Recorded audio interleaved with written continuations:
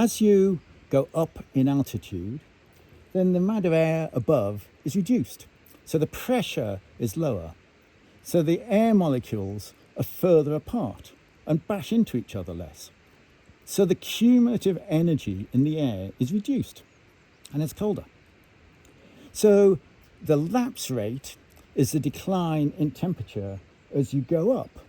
So it might be a 1 degree C reduction in temperature for every 100 meters you go up.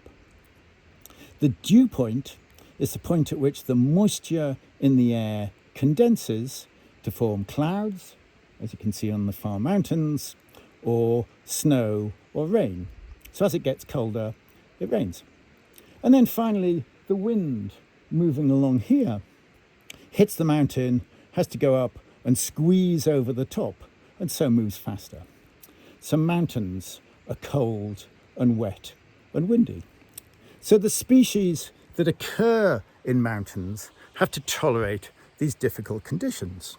So they have a set of adaptations. For example, waxy and thick leaves here or as in here, or grow in tussocks to reduce the impact of wind speed, or are hairy, rather like wearing a fleece, or can photosynthesize in low temperatures.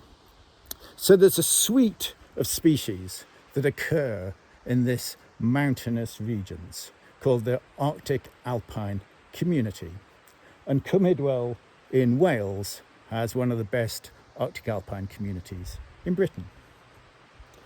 So the challenges have been collecting, particularly Victorian collecting, and then intensive sheep grazing, which is now largely disappeared. And so it's very striking here that the rare plants are almost always on the inaccessible ledges where sheep and collectors can't get at them. And then, of course, the challenge of the future is climate change and whether a more generalist species can occur up here and then outcompete the Arctic-alpine specialists.